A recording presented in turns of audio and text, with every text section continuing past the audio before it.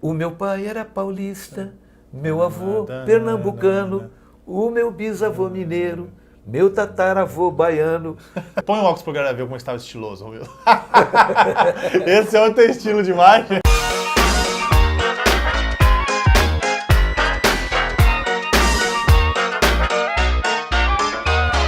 Olá, estamos no ar com mais uma entrevista. No programa de hoje nós vamos conversar com ele, curador e fundador do Museu de Arte Primitivista de São José do Rio Preto.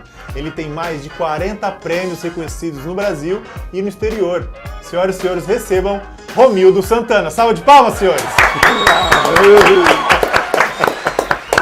Romildo, quando eu te convidei para vir aqui no programa, eu já tinha uma noção do quão profissional e quanta história você tinha, mas quando a gente começou a conversar aqui nos bastidores, eu acho que esse é o termo, eu fiquei embasbacado com o tanto de cultura que você emana. As pessoas ao longo do programa, que elas vão saber o tanto de coisa que você agregou e você abonou para a nossa cultura. Então, de primeira mão, muito obrigado aqui por ter aceitado o convite. Legal, tá? legal. Legal, e maior prazer estar aqui, né? Agora, essa coisa da cultura que você está falando é da minha profissão também. Eu fui 27 anos professor da Unesp, dei aula em Goiânia também, na Universidade Federal de Goiás. Quer dizer, é o meu métier, né? Estudar. Mas, só para a galera contextualizar, como começou assim? Você veio, você não é riopretense? Sou riopretense. Você é nascido e criado aqui? Sim. E como nasceu esse desejo pela arte? Porque pelo tanto que você faz, porque você já criou, parece que a arte ela sempre esteve dentro de você. Como que surgiu isso, Romildo? Eu não sei, eu acho que é do DNA, essas coisas que a gente não sabe. Eu sempre tive essa propensão, né? Eu fiz teatro, eu comecei a fazer teatro, eu escrevi um texto, eu tinha uns 14, 15 anos. Naturalmente já fazia? E eu era office boy. Né? Aqui mesmo Aqui também? em São José do Rio Preto. A minha formação original é contabilidade, eu me formei contador. Entendeu? Mas eu sempre tinha essas coisas, cantando em coral. Comecei depois fazendo teatro, aí fui fazer teatro para valer. De verdade depois mesmo. dirigi, né? Depois Você é diretor também. Eu sei. Vai contando aí, pessoal. Ator, diretor. Teatro. Eu tinha, com 11 anos, eu tinha um laboratório fotográfico na minha casa. E é naqueles antigos que tem que apagar a luz? Apagar a luz era no porão da casa da minha avó, e era por contato. Eram aqueles negativos 6x9. Tinha as bacinhas assim, que você colocava nas bacias? Eu comprava o revelador, o fixador e etc. E a clientela ficava na rua esperando, porque naquela época demorava 2, 3 dias para revelar uma foto. E eles ficavam lá? Ficava esperando, porque o pessoal chegava do piquenique, da pescaria, e eu dali meia hora já estava com o filme revelado, entendeu? Quanta diferença. Então eu sempre gostei dessa área assim, das artes, da cultura e tudo. Por essas coisas da vida eu fui fazer contabilidade, mas assim que eu pude, eu fui fazer um curso de letras. Né? Cursou letras também depois? Eu cursei letras. E depois dali eu fui fazer mestrado, doutorado na USP, livre docência, essas coisas, mas sempre criando... Com um pezinho lá. Com um pezinho na arte. Né? Na universidade, mesmo como professor, eu dirigi peças de teatro. E né? qual foi a primeira arte que você fez, tanto, ou teatro ou TV, que te inicializou? Você falou assim, isso agora eu posso ser considerado que eu sou um artista, que você produziu. Por uma questão de sorte, eu acho, eu fui bem em quase todas as coisas. Né? Eu ganhei prêmio em fotografia, publiquei foto na revista Photo de Paris. Né? Peraí, tem uma foto publicada sua na revista Photo de Paris? Sim, sim. Mas a gente consegue essa foto? Sei lá, nem eu tenho. Quer dizer, eu tenho, mas eu não acho. Eu tenho um caixote de negativos na minha casa, mas não tenho paciência para ir atrás desses negativos. Estava pensando, inclusive, hoje sobre isso. Né? Achar uns negativos. De resgatar. Mas você sabe também que o problema do negativo, principalmente colorido, ele vai amarelando, ele vai ficando avermelhado. Então teria que restaurar e é um negócio difícil. É um processo demorado, né? Mas aí depois eu comprei Super 8, comecei a fazer filme em Super 8. Falando em filme Super 8, Você trouxe algumas coisas. Pessoal, vamos dar uma olhada aqui, ó. Ele trouxe o mínimo do mínimo do que esse homem já aprontou. Gente, vamos dar uma olhada aqui, ô Romildo? Vamos, dá os óculos. Olha aqui. o óculos aqui.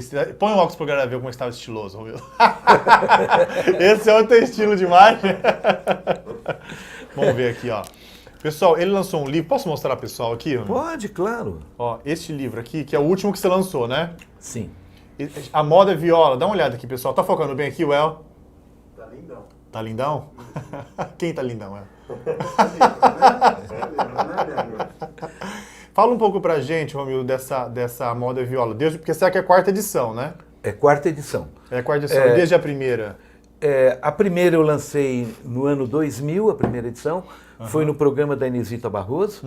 E a cada 5 anos eu estou soltando uma edição ampliada. Porque a música, a cultura é uma coisa muito dinâmica. Né? Por exemplo, quando eu lancei a primeira edição, não havia ainda o sertanejo universitário, que o pessoal chama.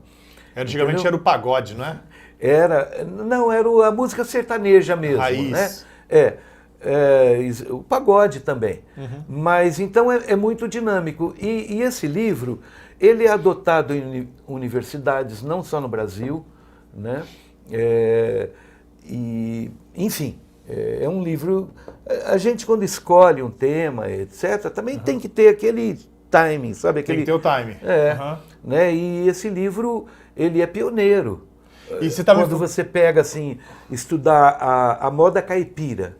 O que é a moda caipira? Fala pra gente, Romildo, quando a gente fala do caipira, porque a pessoa que mora na capital, né? E aí eles acham que o que não mora na capital é tudo caipira. Não tem isso que eles falam? O que é o caipira? E caiçara também. Caiçara também. Que, aliás, tudo começou com o caiçara. Né? Porque da capitania de São Vicente, você vai subindo a cultura, chega no Planalto de Piratininga e aí depois avança pelo interior. Sim. Né? Rio Preto era o último, né? Rio Preto era o fundo do sertão. Então o pessoal vinha indo para cá. E naquela época, a chamada Paulistânia não era simplesmente o estado de São Paulo. Era o norte do Paraná, Minas, interior do Rio de Janeiro, enfim, Mato Grosso, Goiás. Né? Tudo isso aí era paulistânia. Né? E você tem uma música, né? Uma música que é o cruzamento, digamos assim, do cantar peninsular ibérico, da Península Ibérica, trazida pelas caravelas e depois difundida principalmente pela Companhia de Jesus, Padre José de Anchieta, que era poeta, ator, né? Ele era artista, né? Ele era músico também, né? E que difundia um tipo de poesia, né? Um tipo de poesia cantada num instrumento muito popular na Península Ibérica, Portugal e Espanha, que era a biuela, a viola. Explica ao pessoal o que é a biuela. A biuela é a viola. A viola é a mãe das violarias. A viola é a mãe do violão, do cavaquinho, do bandolim. Então surgiu com a viola. Com a viola. Né? E era um instrumento tocado. Agora, a viola provém do al-ud, o alaúde. Né? Os árabes ficaram 8 séculos na Península Ibérica. Né? Então, quando desceu dos castelos feudais, no meio da população, aquele alaúde começou a ser fabricado com canivete, né? Artesanalmente, e cada um fazendo do seu jeito. E aí surgiu a viola. O próprio poema, ele é uma redução dos poemas épicos medievais, né, de grande extensão, por exemplo, El Cantar del Mio Cid, né, um grande poema épico. Aí o povão pegava as cenas, os episódios mais emocionantes e transformava num pequeno romance, chamado romance. Sim. Daí a palavra romance, que conta uma história com começo, meio e fim. Então era quebrado isso. Eles tiravam a parte para chamar de romance, por isso que surgiu esse nome de romance. O nome romance vem da poesia e não da prosa. E você estava falando pra gente que você fez o caminho que o Dom Quixote fez. O mesmo caminho. Sim. Eu fui para a Espanha estudar lá, depois de formado, para estudar Dom Quixote, que eu considero uma obra máxima da literatura. Inquestionável. né? E também estudar essa música popular. Eu queria saber de onde veio, quais são as raízes da nossa música caipira. Se Por teve quê? um início- Porque a música caipira, né, ela é cantada, ela é preferida na região mais populosa e mais rica do nosso país. Sim. Né? E eu já percebi, e todo mundo percebe, a riqueza poemática, a riqueza estética de muitas músicas caipiras. Eu queria estudar isso porque eu fiz curso de letras, e no curso de letras nunca ninguém falou que isto é uma poesia, vamos dizer, apresentável, isso é uma poesia de valor. O que é o do povão não realmente chega, né? é de valor. Pô. Aí eu fui lá na Península Ibérica e percorrendo os lugares por onde passaram Dom Quixote e Sancho Panza, Nossa, que privilégio, eu fui hein? pegando também essa poesia, cantada na boca do povo. Né? E aí você vai vendo um verso de 8 sílabas métricas, né? O octossílabo. Para quem faz letras deve ser incrível, É né? Pra quem maravilhoso. estudou, é incrível. E é bacana porque muitas vezes você acha assim, você pega uma música do tipo assim: toda vez que eu viajava pela estrada de Ouro Fino, de longe eu avistava a figura de um menino, o menino da porteira. Né? Clássico. É um clássico. Pois bem, você pega essa música e quando você compara, às vezes, com o octossílabo do Camões ou do Gonçalves Dias, né? Minha terra tem palmeiras, onde canta o sabiá, as aves que aqui gorjeiam, não gorjeiam como lá. Ele compôs esse poema lá na Universidade de Coimbra, onde ele estudava. Eu estive lá no local, fiquei muito emocionado. Inclusive, eu falei, eu estou nesse pátio aqui onde ele pisou. Onde o maior poeta romântico brasileiro, né, escreveu esse poema maravilhoso que é a Canção do Exílio. Pois bem, quando você vê uma coisa assim, mais erudita, você fala, pô, essa poesia desse autor é boa, porque ela se parece com a poesia do Gonçalves Dias. E não é assim. O caminho é inverso. É a poesia do Gonçalves Dias que se parece com a poesia do povo. Né? Então você pega, pega assim, toda vez que eu viajava pela estrada de Ouro Fino, é a redondilha maior. Ah, que Você legal. entendeu? Não De sabia longe disso. eu avistava a figura de um menino. Né? Minha terra tem palmeiras, onde canta o sabiá. É o mesmo verso. Né? Ou então assim, Chico Buarque de Holanda. Sim, Né? tipo- O meu pai era paulista, meu avô pernambucano, o meu bisavô mineiro, meu tataravô baiano, meu maestro soberano foi Antônio Brasileiro. Então, olha, É a mesma métrica, né? é a mesma métrica. Então, Nossa, o meu que pai era interessante. paulista, meu avô pernambucano, o meu bisavô mineiro. Aliás, ele vai falar, foi Antônio Brasileiro, né, Tom Jobim, foi Antônio Brasileiro que soprou essa toada que enchi de redondilhas. Aí, a redondilha é maior. Para seguir minha jornada. Né? E com a vista enevoada, ver o inferno em maravilha. Olha que legal! Mas Que você está lindo, vendo? cara. Então ele fala, ó, o Antônio Brasileiro, né, que é um melodista, né, que compôs essa toada, que eu enchi de redondilhas. Quer dizer, é o verso em redondilha maior, é o verso do menino da porteira, entendeu? É o mesmo. É o Cara, mesmo eu verso. particularmente não sabia, não fazia a menor ideia disso. Que maravilhoso. Então, e quando a gente fica sabendo isso, esse romanceiro da música caipira, você vai encontrar autores extraordinários, do nível do Carlos Drummond de Andrade, do Manuel Bandeira. Né? E às vezes são artistas, são poetas ágrafos, analfabetos mesmo. Sério? Que ele compõe de cabeça, como no período medieval. Ele compõe de cabeça. Então, por exemplo, você pega assim, meu filho estudou lá na Exalc, em Piracicaba, na USP, né? E eu então fui muitas vezes, e já conhecia mesmo Piracicaba, né? Mas você pega assim, o rio de Piracicaba vai jorrar água para fora quando chegar a água dos olhos de alguém que chora. Maravilhoso. E tem essa mesma métrica, só que é menor, né? Né? E vai embora. Mas olha que coisa bacana. O rio de Piracicaba vai jorrar água para fora quando chegar a água dos olhos de alguém que chora. Olha que bonito isso. Isso é lindo demais. É lindo. Você estava comentando que os versos, né, os livros antigamente eram feitos não para as pessoas lerem. Elas eram feitos para as pessoas ouvirem, né? Bom, o processo de alfabetização, que hoje, né, embora a gente viva num país com uma quantidade brutal e cruel de analfabetos e analfabetos funcionais também, Sim. ou seja, aprenderam a ler, mas não entendem o que leram, não é? Você imagina 100 anos atrás, e não é só no Brasil. Não. Né? Então, por exemplo, você pega o romantismo brasileiro, final do século XIX, né?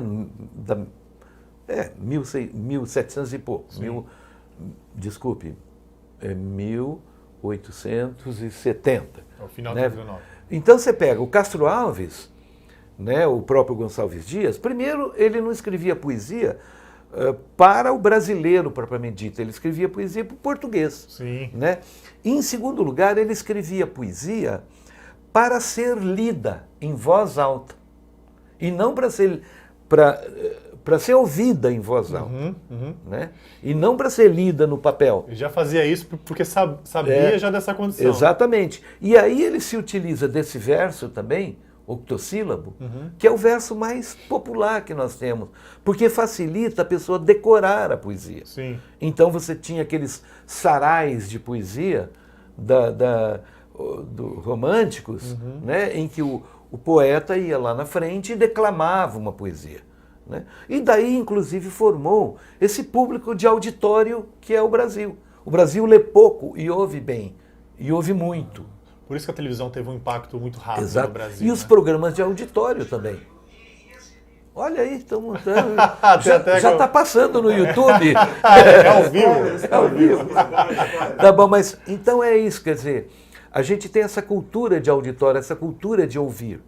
E aí, esses poetas, muitas vezes, que têm pouca escolaridade, eles dominam esse verso instintivamente e compõem esse verso, às vezes, sem ter escolaridade nenhuma. Ele dita a poesia para outro, bota na boca de uma dupla caipira. Sim. E essa dupla sai cantando. Sai disseminando, e as pessoas vão também ouvindo e saem cantando. E você acha que as pessoas elas decoram mais por causa desse método de 8?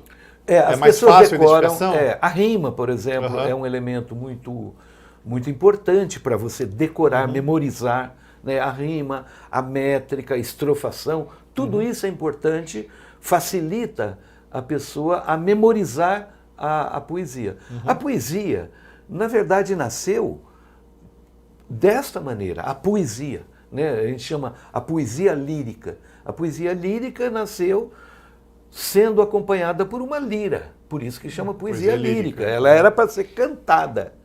E você acha né? que a moda caipira, você acha que tem a ver com isso? Tem tudo a ver com isso. Ela segue uma tradição muito antiga, né?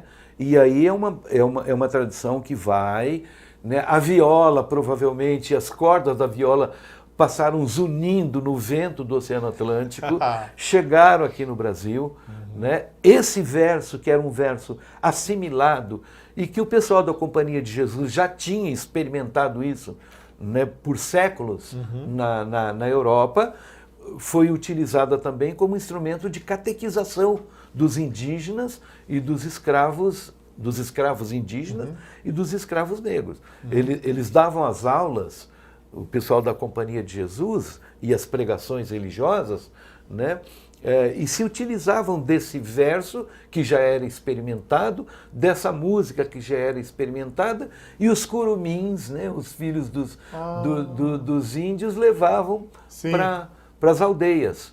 Né? E foi aí que nasceu a música popular brasileira. Na nossa região é chamada música caipira.